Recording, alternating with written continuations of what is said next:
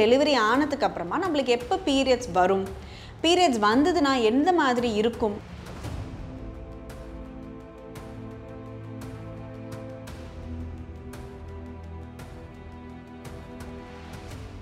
ஒரு 3 monthsல வந்துடும். வந்ததுக்கு அப்புறம் பார்த்தீங்கன்னா திரும்ப வந்து ஒரு 2-3 months வராமல் இருக்கும். -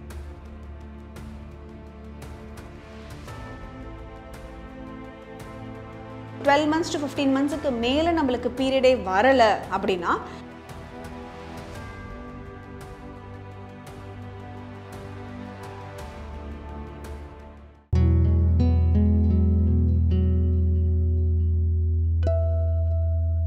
வணக்கம், நான் டாக்டர் மீனாட்சி பாலசுப்ரமணியன், மகப்பேறு மருத்துவர் from Kriya women's clinic Adyar. Lactational எமெனோரியானா என்ன? அதாவது எல்லாருக்குமே டெலிவரி ஆனதுக்கு அப்புறமா நம்மளுக்கு எப்போ பீரியட்ஸ் வரும், பீரியட்ஸ் வந்ததுன்னா எந்த மாதிரி இருக்கும் அப்படிங்கிற அந்த ஒரு டவுட் எப்பொழுதுமே இருக்கும். டெலிவரி ஆனதுக்கு அப்புறமா நம்ம வந்து ஒரு பிரெஸ்ட் ஃபீடிங் சமயத்தில் நம்மளுக்கு பீரியட்ஸுங்கிறது வராது.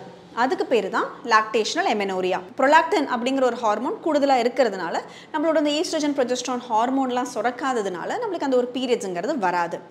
ஸோ இந்த நேரத்தில் நம்மளுக்கு அந்த ஓவிலேஷனுங்கிறதும் நடக்காது. ஸோ ப்ரெக்னென்சியோட சான்ஸும் குறைவாக இருக்கும். ஆனால் இருக்காதுன்னு அர்த்தம் கிடையாது, ப்ரெக்னென்சி சான்ஸ் குறைவாக இருக்கும். எப்போ நம்மளுக்கு பீரியட் வரும்னா ஒரு இன் ஜென்ரல் பார்த்தீங்கன்னா ஒரு 8 weeks to 12 weeksல நிறைய பேருக்கு வர ஆரம்பிச்சிடும். ஸோ இந்த பீரியட் வரது நீங்கள் தாய்ப்பால் கண்டினியூஸாக எக்ஸ்க்ளூசிவ் பிரெஸ்ட் ஃபீடிங் பண்ணுறீங்களா, இல்லைனா நீங்கள் வந்து பிரெஸ்ட் ஃபீடிங் ஒரு ஆன் அண்ட் ஆஃபோ இல்லை ஒரு மேஜராக ஃபார்முலா மில்க்கோ கொடுத்துட்ருக்கீங்களா அப்படிங்கிறத பொறுத்து தான் எப்போ பீரியட் இனிஷியேஷனுங்கிறது நம்மளுக்கு தெரியும். ஸோ மோஸ்ட்டாக அதிகமாக தாய்ப்பால் கொடுக்குற தாய்மார்களுக்கு ஒரு 4 months to 6 months minimum period வராமல் இருக்கிறதுக்கு நிறையா சான்ஸ் இருக்குது. இல்லை நம்மளுக்கு ஒரு தாய்ப்பால் நம்ம கம்மியாக தான் கொடுக்குறோம், நம்ம ஃபார்முலா மில்க்கும் கொடுக்குற ஒரு சிச்சுவேஷனில் இருக்கோம் அப்படின்னா அப்போ பீரியட்ஸ் வந்து நம்மளுக்கு முன்கூட்டியே வரத்துக்கும் நிறைய சான்ஸ் இருக்குது.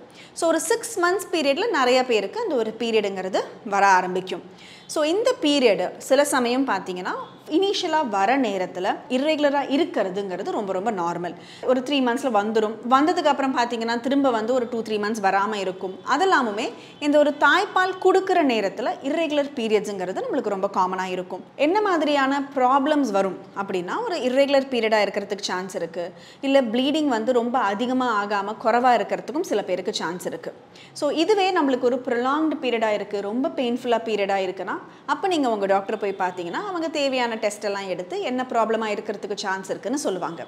ஸோ எப்போ வந்து நம்ம டாக்டர் போய் பார்க்கணும், ரொம்ப நாள் பீரியட் வராமல் இருக்கிறது எப்போ அப்படின்னா 12 months to 15 monthsக்கு மேலே நம்மளுக்கு பீரியடே வரலை அப்படின்னா அப்போ மேபி நீங்கள் உங்கள் டாக்டரை பார்த்தீங்கன்னா வேறு எதுவும் இஷ்யூஸ் இருக்க சான்ஸ் இருக்கா, இல்லை தைராய்டு மாதிரி ஏதாவது ப்ராப்ளம் இருக்கிறதுக்கு சான்ஸ் இருக்கான்னு அவங்க பார்ப்பாங்க.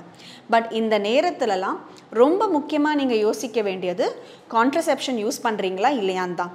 ஏன்னா நம்மளுக்கு பீரியடே வரலை, நம்ம லாக்டேஷனல் எமெனோரியாவில் இருக்கோன்னு நினச்சிக்கிட்டு கடைசியில் ப்ரெக்னென்சியோடு வரவங்களும் நிறைய பேர் இருக்காங்க. ஸோ அதை நம்ம ரொம்ப கேர்ஃபுல்லாக இருக்கணும்.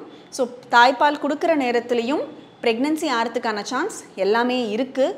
ஸோ அதனால் கான்ட்ரசெப்ஷனுங்கிறது நம்ம யூஸ் பண்ணுறது ரொம்ப ரொம்ப முக்கியம். ஸோ டெலிவரி ஆனதுக்கு அப்புறமா ஒரு 1 year கூட பீரியட் வரலன்னா பயப்படுறதுக்கு ஒன்றும் கிடையாது. ஸோ அதுக்கும் மேலே ஆச்சுன்னா நீங்கள் உங்கள் டாக்டரை பார்த்தீங்கன்னா வேறு எதுவும் இஷ்யூஸ் இருக்காங்கிற மாதிரி சொல்லுவாங்க.